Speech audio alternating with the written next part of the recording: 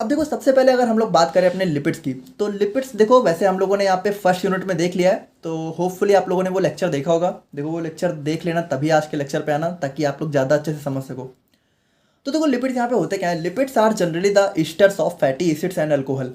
देखो सबसे पहले तो ये समझो, लिपिड्स मतलब होता है हमारा फैट एंड ऑयल्स, यानी हमारी बॉडी में जितना फैट पार्ट होता है, ठीक है, जिसको आप लोग फैट वैट बोलते हो, तो वो सारा हमारा यहाँ पे लिपिड का ही होता है।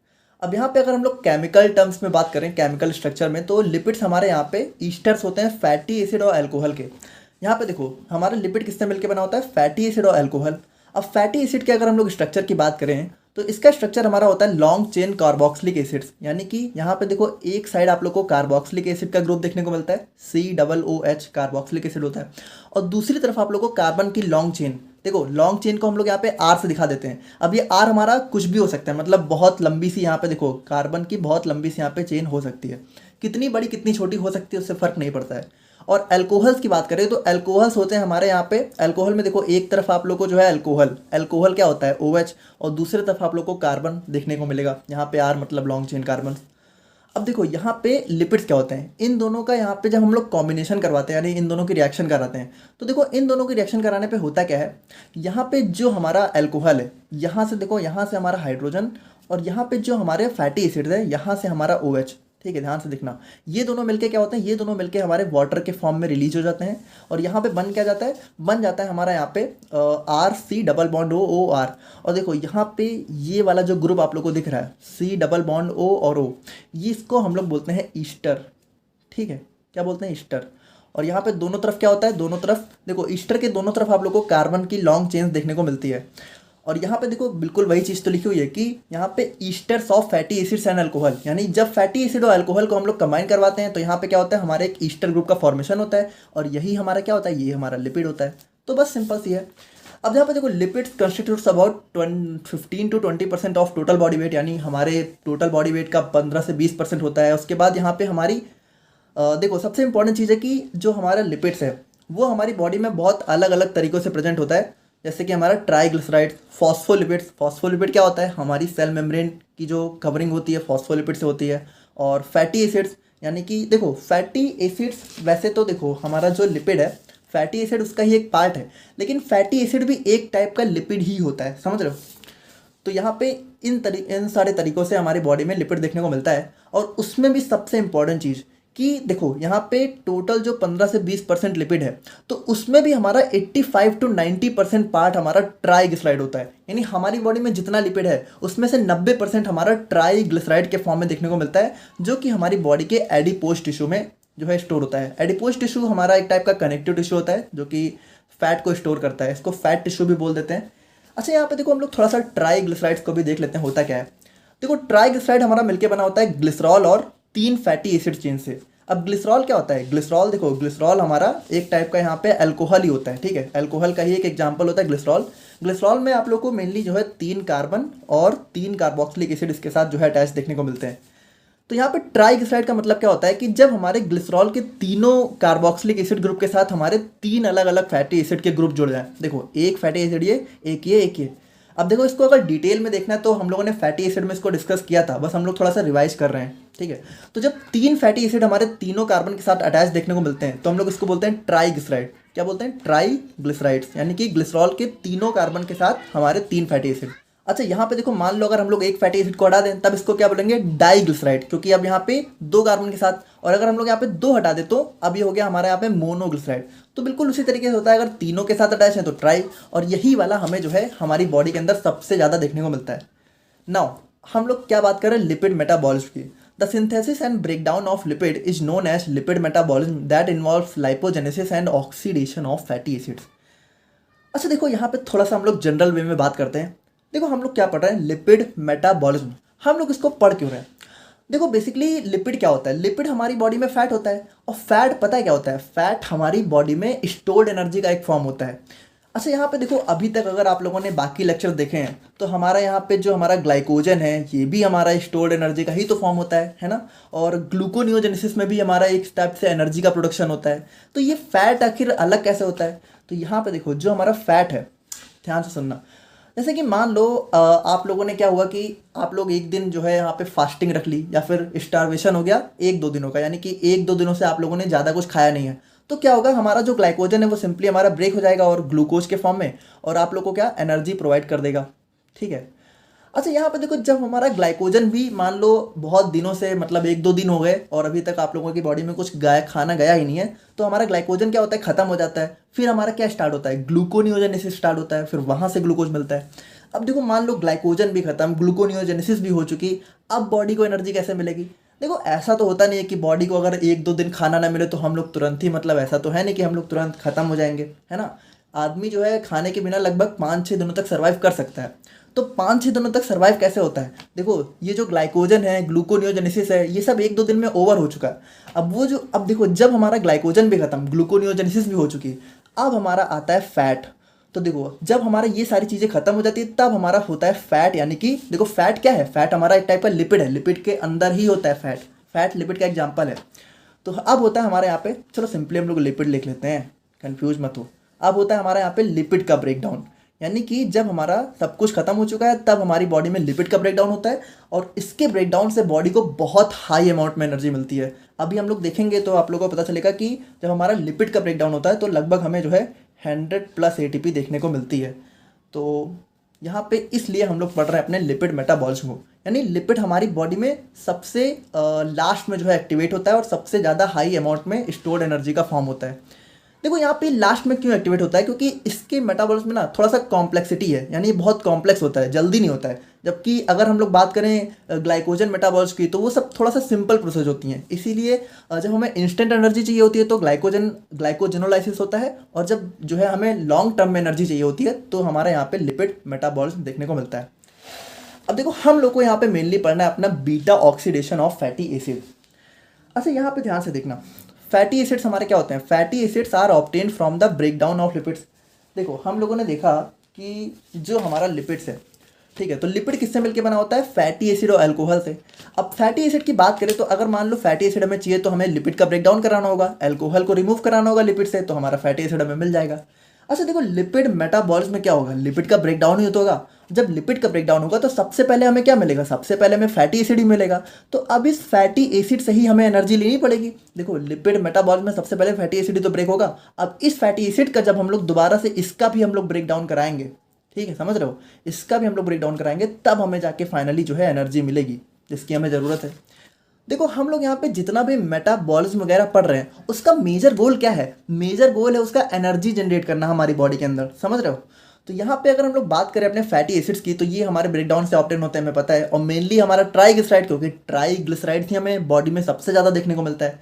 अब अगर बात करें, देखो ऑक्सीडेशन क्या होता है, oxidation of fatty acid is the process that body uses to break down and use fatty acid as energy. यानी यहाँ पे देखो क्या होगा, ये जो हमारा फैटी एसिड है ना, इसका ऑक्सीडेशन से होगा क्या, इसका होगा ब्रेकडाउन, और ब्रेकडाउन जब होगा तो हमें मिलेगी एनर्जी। अब कैसे मिलेगी तो उसको हम लोग देखेंगे अभी। अच्छा अब यहाँ पे देखो जो फैटी एसिड का ऑक्सीडेशन है वो बहुत अलग अलग तरीक़ों से हो सकता है, जैसे कि अल्फा ऑक्सीडेशन भी होता है, ठीक है, और यहाँ पे डेल्टा ऑक्सीडेशन भी होता है। लेकिन जो हमारा बीटा ऑक्सीडेशन है ये हमारा सबसे कॉमन प्रोसेस है, और इसी को मेनली हमें यहाँ पे अपने सिलेबस में पढ़ना है।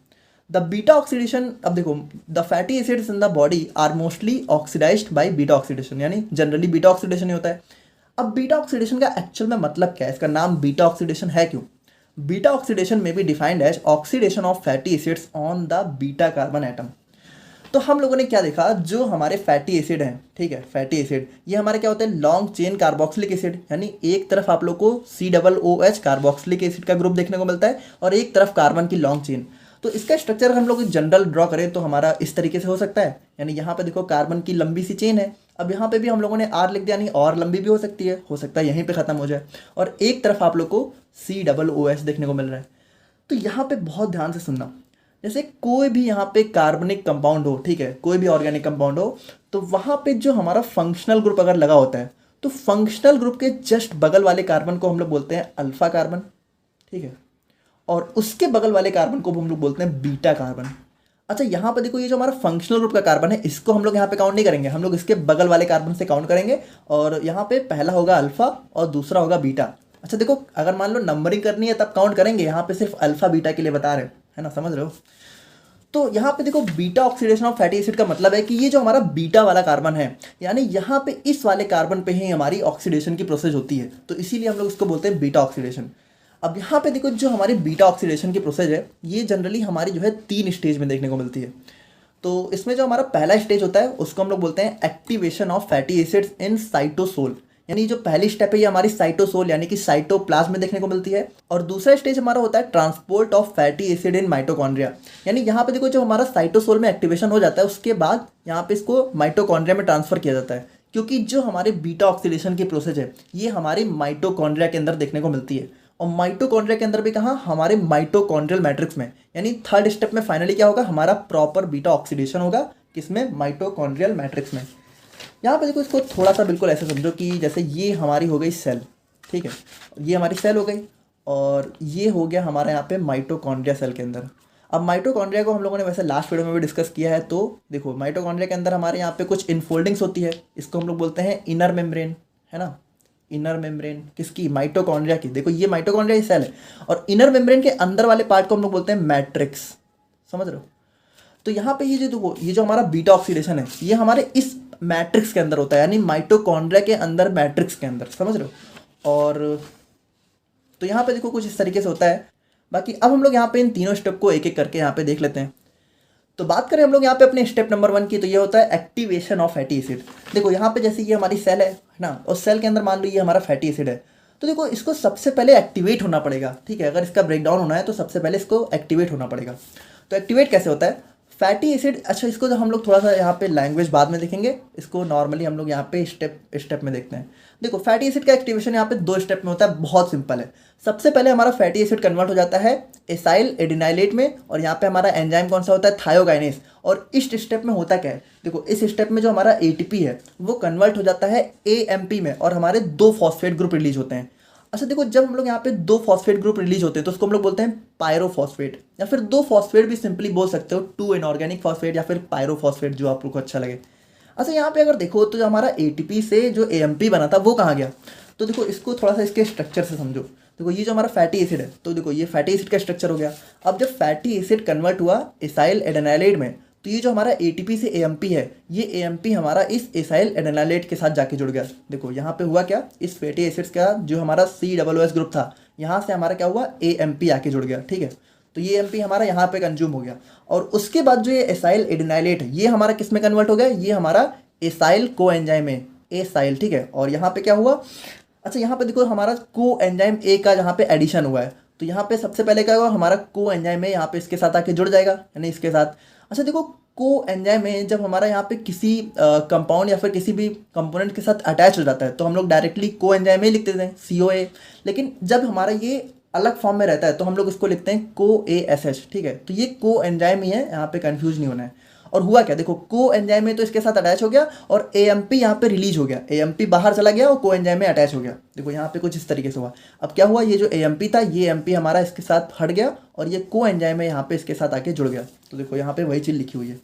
तो यहाँ पे देखो बहुत ही सिंपल सी 3 स्टेप में थी, यानी फैटी एसिड यहाँ पे एसाइल कोएंजाइम में कन्वर्ट हो जाता है, और ये जो एसाइल कोएंजाइम है ये हमारा क्या होता है, फैटी एसिड का एक्टिवेटेड फॉर्म। तो लैंग्वेज भी देखो बहुत सिंपल सी है, आप लोग बहुत आराम से लिख सकते हो। Fatty acid activated into acyl coenzyme by thiokinase, हमारा एंजाइम होता है। Reaction occurs in 2 step and requires ATP Mg2+ and COA coenzyme है। यहाँ पे देखो हमें जो है मैग्नीशियम की भी जरूरत पड़ती है। In first step fatty acid reacts with ATP and form acyl adenylate, यानी कि देखो फर्स्ट स्टेप में क्या हो रहा है, फैटी एसिड हमारा एसाइल एडेनाइलेट में कन्वर्ट हो जा रहा है और एटीपी की जरूरत पड़ रही है। और सेकंड स्टेप में क्या हो रहा है, जो एसाइल एडेनाइलेट है वो हमारा कोएंजाइम है, देखो ये कोएंजाइम के साथ कंबाइन करता है और एसाइल कोएंजाइम फॉर्म कर लेता है। In activation 2 high energy phosphate utilized, यानी कि अब यहाँ पे देखो ये जो 2 फॉस्फेट ग्रुप हैं ये हमारे क्या होते हैं, यूटिलाइज हो जाते हैं, यूज हो जाते हैं। और सेकंड स्टेप की अगर हम लोग बात करें तो ये होता है हमारे यहाँ पे transport of activated fatty acid in mitochondria. अब इसको भी हम लोग थोड़ा सा पहले स्ट्रक्चर वाइज देखते हैं कि यहाँ पे हो क्या रहा है और बाद में लैंग्वेज देखेंगे, ठीक है। सो यहाँ पे देखो क्या होता है हमारा जो ओके, तो अब देखो यहाँ पे क्या होगा, ये जो हमारा फैटी एसिड था ये हमारा कन्वर्ट हो चुका है एसाइल कोएंजाइम में, है ना। देखो थोड़ा सा बड़ा बनाते हैं, ये हो गई हमारी सेल, ये हो गया हमारा एसाइल कोएंजाइम, और ये हो गई हमारी माइटोकॉन्ड्रिया, और ये हो गई थोड़ी इसकी सी इनर मैट्रिक्स। अब देखो यहाँ पे इस एसाइल को एंजाइम को कहाँ एंटर करना है, हमारे इस माइटोकॉन्ड्रिया के अंदर, मैट्रिक्स के अंदर, इसके भी अंदर। अब देखो होता क्या है, ये जो हमारा एसाइल को एंजाइम है, ये हमारा डायरेक्टली इसके अंदर एंटर नहीं कर सकता है, यानी कि यहाँ पे इसकी जो मेम्ब्रेन होती है ये इसको अलाउ ही नहीं करती है, यानी इसके लिए इम्परमिएबल होती है। तो अब ये एंटर कैसे करेगा, तो देखो एंटर ऐसे करेगा कि यहाँ पे जो हमारी इसकी इनर मेम्ब्रेन होती है मैट्रिक्स की, यहाँ पे हमारा आप लोग कह सकते हो एक सब्सटेंस होता है जिसको हम लोग बोलते हैं कार्निटीन। ठीक है, कार्निटीन। तो होता क्या है, ये जो कार्निटीन है ये हमारे इस मैट्रिक्स से बाहर आ जा सकता है, क्योंकि इसको यहाँ पे मेम्ब्रेन अलाउ करती थी, ये अंदर भी जा सकता है बाहर भी जा सकता है, कोई दिक्कत नहीं है। तो ये कार्निटीन यहाँ पे बाहर आता है, ठीक है, और इस एसाइल को एंजाइम के साथ कंबाइन होता है, और कंबाइन होकर क्या होता है, इसको यहाँ पे अपने साथ लेके यहाँ पे अंदर चला जाता है और फिर अलग हो जाता है। देखो यहाँ पे ये ऐसे होता है, बहुत सिंपली समझो। ये हम लोगों ने इनर मेम्ब्रेन दिखा दी, हुआ क्या, देखो ये जो एसाइल को एंजाइम है, तो ये कार्निटीन यहाँ पे अंदर से आया, देखो ये हो गया मैट्रिक्स वाला पार्ट, ये हो गया साइटोसोल, और ये हो गई इनर मेम्ब्रेन। तो यहाँ से मैट्रिक्स से हमारा क्या हुआ, कार्निटीन बाहर आया, उसने एसाइल को एंजाइम के साथ यहाँ पे कंबाइन किया, और यहाँ पे किस में कन्वर्ट हो गया, एसाइल कार्निटीन में। अच्छा, जब एसाइल कार्निटीन में कन्वर्ट हुआ तो ये को एंजाइम में अलग हो गया, और जब को एंजाइम में अलग हो जाता है तो हम लोग उसको क्या लिखते हैं, को ASH। ठीक है, इसको ध्यान रखना। अब जब ये एसाइल कार्निटीन में कन्वर्ट हो गया तो ये यहाँ पे सिंपली हमारा डायरेक्टली एसाइल कार्निटीन के फॉर्म में हमारे माइटोकॉन्ड्रिया में एंटर कर गया, क्योंकि इसको तो अलाउ कर देती है ये। और जब ये एंटर कर गया तो अब ये देखो एंटर करने के बाद अब ये फिर से अलग हो जाएगा। ठीक है, तो फिर से जब अलग होगा तो क्या हुआ, यहाँ पे कार्निटीन अलग हो गया, और यहाँ पे ये एसाइल फिर से एसाइल को एंजाइम में कन्वर्ट हो गया। अच्छा, यहाँ पे देखो, यहाँ पे हुआ, इसको जो है एसाइल को एंजाइम में कन्वर्ट होना है तो इसको को एंजाइम चाहिए। अभी इसको को एंजाइम कैसे मिल गया, को एंजाइम तो बाहर रह गया था ना। तो यहाँ पे देखो को एंजाइम हमारी बॉडी में हर जगह प्रेजेंट होते हैं, उसकी टेंशन नहीं लेनी है, ये हमारे माइटोकॉन्ड्रिया के मैट्रिक्स के अंदर भी होता है, तो ये इसको मिल जाता है। तो यहाँ पे क्या हुआ, अब ये को एंजाइम इसके साथ फिर से अटैच हो गया। तो यहाँ पे देखो क्या हो रहा है, यहाँ पे को एंजाइम में रिलीज हो रहा है, यहाँ पे फिर से अटैच हो रहा है, देखो ये बाहर जा रहा है, ये अटैच हो रहा है, समझ रहे हो। और तो कुछ इस तरीके से हमारा बहुत ही सिंपली आप लोग समझ गए होंगे। अब अगर हम लोग इसके प्रोसीजर स्टेप की बात कर लें तो देखो यहाँ पे क्या हो रहा है, हमारा जो एसाइल ग्रुप है, देखो एसाइल को एंजाइम में जो हमारा एसाइल ग्रुप होता है, क्योंकि को एंजाइम में अलग हो जाता है, एसाइल ग्रुप हमारे यहाँ पे कार्निटीन के पास ट्रांसफर हो जाता है, and the reaction is catalysed by. अच्छा, यहाँ पे देखो एक बहुत इंपॉर्टेंट बात कि ये जो एसाइल को एंजाइम है, जब ये कार्निटीन के साथ कंबाइन होकर एसाइल कार्निटीन में कन्वर्ट होता है तो हमारा एक एंजाइम भी होता है, एंजाइम मतलब रोल प्ले करता है अपना, जो कि होता है कार्निटीन एसाइल ट्रांसफरेज 1। ठीक है, फर्स्ट वाला। अब ये जो हमारा एसाइल कार्निटीन है ये हमारा ट्रांसपोर्ट कर दिया जाता है कहाँ से, across the membrane to mitochondrial matrix. अब यहाँ पे हमारे कुछ कैरियर प्रोटीन्स यहाँ पे इसकी हेल्प करते हैं, और फिर जो हमारा एसाइल कार्निटीन है जो हमारा यहाँ पे मेम्ब्रेन के अंदर पहुँच चुका है, वो हमारा फिर से किस में कन्वर्ट हो जाता है, एसिटाइल को एंजाइम में। और यहाँ पे हमारा फिर से एक एंजाइम आता है कार्निटीन एसाइल ट्रांसफरेज 2। देखो ये फर्स्ट ये सेकेंड है, बाकी बिल्कुल सिंपल सी है। और फाइनली हम लोग बात करते हैं अपने स्टेप नंबर 3 और फाइनल प्रोसीजर की, जो कि हमारा क्या है, प्रॉपर बीटा ऑक्सीडेशन। यहाँ पे देखो जो हमारा प्रॉपर बीटा ऑक्सीडेशन है, अब इसके अंदर भी हमारी 4 फर्दर स्टेप होती हैं। देखो बहुत घबराना नहीं है, बहुत सिंपल है, बस एक एक लाइन की होती है। पहला स्टेप होता है हमारा यहाँ पे ऑक्सीडेशन। तो पहले स्टेप में ऑक्सीडेशन में होता क्या है, ये जो हमारा एसाइल को एंजाइम है ये हमारा यहाँ पे कन्वर्ट हो जाता है डेल्टा स्क्वायर ट्रांस इनोइल को एंजाइम में। और यहाँ पे होता क्या है, हमारा एक FAD से एक FADH2 का फॉर्मेशन होता है, और एंजाइम हमारा कौन सा यूज होता है, एसाइल को एंजाइम में डीहाइड्रोजिनेस। देखो काफ़ी सिंपल है। ठीक है, अब सेकंड स्टेप में क्या होगा, सेकंड स्टेप में हमारा हाइड्रेशन। तो हाइड्रेशन मतलब क्या होता है, वाटर का एडिशन होना। तो यहाँ पे हमारे ट्रांस एनाइल को एंजाइम में हमारे वाटर का एडिशन होगा। ठीक है, और एंजाइम हमारा कौन सा यूज होगा, एनाइल को एंजाइम में हाइड्रेटेस, और हमारा किस में कन्वर्ट हो जाएगा, बीटा हाइड्रोक्सी एसाइल को एंजाइम में। तो यहाँ पे ये हो गया हाइड्रेशन। अब देखो यहाँ पे फिर से होगा हमारा ऑक्सीडेशन, यानी पहली स्टेप भी ऑक्सीडेशन, थर्ड स्टेप भी ऑक्सीडेशन। अब इसमें क्या होगा, ये जो बीटा हाइड्रोक्सी एसाइल को एंजाइम है ये हमारा कन्वर्ट हो जाएगा बीटा कीटो एसाइल को एंजाइम में। हमारा एंजाइम कौन सा यूज होगा, बीटा हाइड्रोक्सी एसाइल को एंजाइम में डीहाइड्रोजिनेस। देखो यहाँ पे एंजाइम बहुत ही सिंपल होते हैं, सिर्फ आप लोग को थोड़ा सा ये वाली चीज़ें याद करनी है कि यहाँ पे हाइड्रेटेस हो रहा है, और उसके पीछे देखो बिल्कुल ऊपर वाली चीज़ें लगा देनी है, यहाँ पे एनाइल को एंजाइम है। ठीक है, अब जैसे यहाँ पे देखो यहाँ पे एसाइल को एंजाइम है, बिल्कुल वही चीज़ें आप लोग को ये याद करना है, और लास्ट वाला स्टेप याद करना है। बाकी तो एंजाइम आप लोग आराम से लिख सकते हो। जैसे इसमें अगर हम लोग बात करें तो यहाँ पे देखो ये यही चीज़ लिखी हुई है, बीटा हाइड्रोक्सी एसाइल को एंजाइम है, और आगे लगा देना है डीहाइड्रोजिनेस। तो यहाँ पे ये किस में कन्वर्ट हो जाता है, बीटा कीटो एसाइल को एंजाइम में। अब यहाँ पे क्या होता है, हमारे एक NAD+ से NADH का फॉर्मेशन होता है। देखो ये बहुत इंपॉर्टेंट है, यहीं से हम लोग जो है एनर्जी का कैलकुलेशन करेंगे। और फाइनल स्टेप होता है हमारा यहाँ पे क्लीवेज। देखो क्लीवेज का मतलब होता है ब्रेक डाउन, यानी दो हिस्सों में ब्रेक हो जाना। तो ये जो हमारा बीटा कीटो एसाइल कोएंजाइम है, अब ये हमारा यहाँ पे थायोलेज की प्रेजेंस में यहाँ पे क्या होगा, हमारा एसाइल कोएंजाइम में और एसिटाइल कोएंजाइम में ब्रेक हो जाएगा। और यहाँ पे देखो हमें फिर से एक कोएंजाइम की जरूरत पड़ेगी, क्योंकि यहाँ पे देखो एक कोएंजाइम तो प्रेजेंट था, लेकिन यहाँ पे देखो दो कोएंजाइम में कन्वर्ट हो रहा है। यहाँ पे भी कोएंजाइम है, यहाँ पे भी है, तो ये वाला तो यहाँ चला गया और ये वाला यहाँ पे इसके साथ अटैच होके हमारे एसाइल कोएंजाइम है और एसिटाइल कोएंजाइम में कन्वर्ट हो गया। अब यहाँ पे देखो होगा क्या, ये जो हमारा एसाइल कोएंजाइम है ये हमारा दोबारा से इसी पाथवे में चला जाएगा, है ना, दोबारा से इसी पाथवे को स्टार्ट कर देगा। और ये जो हमारा एसिटाइल कोएंजाइम है, तो अगर आप लोग को याद हो तो एसिटाइल कोएंजाइम में क्या करेगा, ये हमारा एंटर कर जाएगा सिट्रिक एसिड साइकिल या फिर टीसीए साइकिल, क्रेब्स साइकिल जो आप लोग बोलो, और उसमें जाके क्या करेगा, हमारा एनर्जी का प्रोडक्शन करेगा। तो यहाँ पे देखो कुछ इस तरीके से एट लास्ट में हुआ क्या, हुआ ये कि जो हमारा लिपिड था, समझ रहे हो, लिपिड हमारा ब्रेक हुआ फैटी एसिड में, ठीक है, और फैटी एसिड हमारा यहाँ पे फाइनली किस में ब्रेक हुआ, एसिटाइल कोएंजाइम ए में। और ये एसिटाइल कोएंजाइम में क्या करेगा, ये हमारा पार्टिसिपेट करेगा हमारे क्रेब्स साइकिल में। और इस तरीके से फाइनली हमें क्या देखने को मिलेगी, एनर्जी। तो यहाँ पे देखो कुछ इस तरीके से बहुत ही सिंपली हमारे लिपिड से क्या होता है, एनर्जी का फॉर्मेशन होता है, जब यहाँ पे बहुत हाई स्टार्वेशन या फिर बहुत हाई फास्टिंग वगैरह होती है। तो अब हम लोग यहाँ पे थोड़ा सा यहाँ पे एनर्जी कैलकुलेशन की भी बात कर लेते हैं, यानी कि हमारा जो बीटा ऑक्सीडेशन है उससे हमें कितनी एनर्जी एक्चुअल में देखने को मिलती है, नेट कितनी एटीपी देखने को मिलती है। तो यहाँ पे देखो एक बहुत इंपॉर्टेंट चीज़ आप लोग ध्यान देना कि ये जो हमारा बीटा ऑक्सीडेशन होता है, तो बीटा ऑक्सीडेशन हम लोग किसका करवाते हैं, फैटी एसिड का। अब फैटी एसिड यहाँ पे बहुत अलग अलग टाइप के हो सकते हैं, तो वो जो हमारा बीटा ऑक्सीडेशन है ये जनरली हम लोग यहाँ पे पाल्मेटिक एसिड का करवाते हैं। अब पाल्मेटिक एसिड क्या होता है, पाल्मेटिक एसिड हमारा एक टाइप का फैटी एसिड होता है, लेकिन इसकी स्पेशल प्रॉपर्टी क्या होती है कि इसके अंदर हमें जो है 16 कार्बन एटम देखने को मिलते हैं। यहाँ पे देखो ये होता है हमारा यहाँ पे पाल्मेटिक एसिड का स्ट्रक्चर, ठीक है, यानी यहाँ पे देखो हमें जो है 16 कार्बन एटम देखने को मिलते हैं, 1 2 3 4 5 6 7 8 16, ठीक है। सो यहाँ पे देखो यहाँ पे हम लोग इसको यूज क्यों कर रहे हैं, क्योंकि एनर्जी कैलकुलेशन में इसका बहुत इंपॉर्टेंट रोल है। देखो सिंस यहाँ पे पाल्मेटिक एसिड यूज होता है, now palmitic acid is a 16 carbon compound that undergoes 7 cycle of beta oxidation.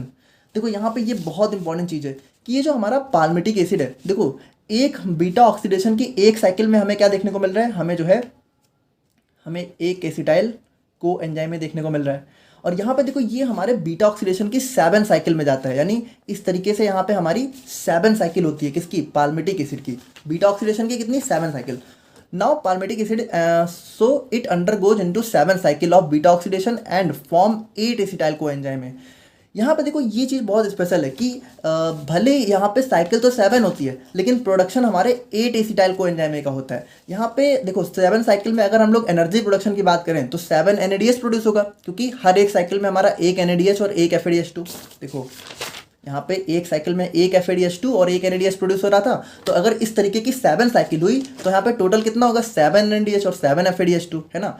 लेकिन यहाँ पे देखो हमारा जो एसिटाइल कोएंजाइम है ये हमारा कितना फॉर्म होगा, ये हमारा 8 फॉर्म होगा। अच्छा देखो ये हमारा 8 क्यों फॉर्म होगा, अगर अब आप लोग याद करो, वैसे तो मुझे लगता नहीं है कि इतना याद होगा, बट चलो नहीं भी याद है तो सुन लो, याद है तो बहुत अच्छी बात है कि ये जो हमारा एसिटाइल कोएंजाइम है ये हमारा 2 कार्बन का कंपाउंड होता है, कितने, 2 कार्बन का। और यहाँ पे देखो हमारे यहाँ पे पाल्मेटिक एसिड में आप लोग को कितने कार्बन देखने को मिल रहे हैं, 16। तो यहाँ पे अगर हम लोग इसको 2 के पार्ट में डिवाइड करें तो कितना हो जाएगा, 8, यानी इससे टोटल हमें 8 एसिटाइल कोएंजाइम के मॉलिक्यूल्स देखने को मिलेंगे। अब यहाँ पे हम लोग एनर्जी कैलकुलेशन करते हैं। सो यहाँ पे देखो टोटली हमें अगर बात करें तो क्या क्या देखने को मिल रहा है, 7 NADH, 7 FADH2 और 8 एसिटाइल कोएंजाइम है। तो यहाँ पे देखो जो हमारा एक एसिटाइल कोएंजाइम है ये हमारा यहाँ पे क्रेब्स साइकिल के अंदर जाके 10 ATP प्रोड्यूस करता है। अब ये कैलकुलेशन हमारा तब है जब हम लोग यहाँ पे एक NADH से 2.5 और एक FADH2 से 1.5 ATP को मान रहे हैं, और एक NADH से हमारा 2.5 ATP तो प्रोड्यूस होता ही है और एक FADH2 से 1.5। अब देखो चाहो तो आप लोग यहाँ पे इसको 2 या फिर 3 करके भी कैलकुलेट कर सकते हो, बस आप लोग एग्जाम में लिख देना कि एक NADH को आप लोग कितना मान रहे हो। अगर 2.5 मान रहे हो तो लिख देना, और 3 मान रहे हो तो भी लिख देना। देखो 3 वाला एक्चुअल में थोड़ा सा ओल्ड कॉन्सेप्ट के हिसाब से है, तो कई बुक उसको भी रिफ़र कर रही हैं आज भी, और 2.5 वाला थोड़ा सा नया कॉन्सेप्ट के हिसाब से है, तो कई बुक इसको ही रिफ़र करती हैं। बट आप लोग जो भी लिखना, वैसे अगर कोशिश करना कि अब आप लोग जो है इसी पे कैलकुलेशन करना, क्योंकि ये थोड़ा हमारा नया है और ज़्यादा एक्सेप्टेड है, बस आप लोग लिख देना, खैर जो भी करना। तो अब हम लोग यहाँ पे फाइनली कैलकुलेशन की बात करें, now in beta oxidation of palmitic acid. अच्छा यहाँ पे एक चीज़ हाँ और ध्यान देना कि यहाँ पे हमारा क्या लिखा हुआ है, पाल्मिटाइल को एंजाइम है। तो ये हमारा पाल्मिटिक एसिड का ही एक्टिवेटेड फॉर्म है, यानी यहाँ पे कुछ डिफरेंस नहीं है, बस वही है, पाल्मिटिक एसिड ही है, बस उसका एक्टिवेटेड फॉर्म है। तो यहाँ पे बीटा ऑक्सीडेशन में हम लोग पाल्मिटिक एसिड यूज करते हैं, जिसमें पाल्मिटिक एसिड में 8 एसिटाइल को एंजाइम है, 7 NADH और 7 FADH2। तो एक एसिटाइल को एंजाइम में कितना 10 ATP, तो 8 कितना प्रोड्यूस करेगा 80 ATP, है ना, 80 ATP। एक NADH 2.5 ATP, तो 7 NADH कितना 17.5 ATP। एक FADH2 1.5 ATP, तो 7 FADH2 कितना 10.5 ATP। तो टोटल ATP की बात करें तो टोटल सबको जोड़ देंगे कितना आ जाएगा 108। लेकिन अब यहाँ पे बहुत important cheese, but since 2 ATP is utilized in the activation, hence net ATP will be 108 minus 2। देखो यहाँ पे 108 ATP बन तो रही है, लेकिन जो हमारा एक्टिवेशन की प्रोसेस थी वहाँ पे हमारी 2 ATP यूटिलाइज हो जाती थी, इसीलिए हम लोग टोटल अगर नेट ATP की बात करेंगे तो इसको माइनस कर देंगे, तो माइनस कर देंगे तो हमारा 106 आ जाएगा। यानी नेट हमें टोटल 106 ATP लिपिड या फिर फैटी एसिड के ब्रेकडाउन से देखने को मिलती है। तो देख रहे हो आप लोग बहुत ज़्यादा यहाँ पे एनर्जी प्रोड्यूस हो रही है जब हमारा यहाँ पे फैटी एसिड या फिर लिपिड का ब्रेकडाउन होता है। तो आई होप कि आप लोग यहाँ पे समझ गए होगे। बाकी हम लोग बहुत जल्द मिलते हैं नेक्स्ट वीडियो में। Thank you so much.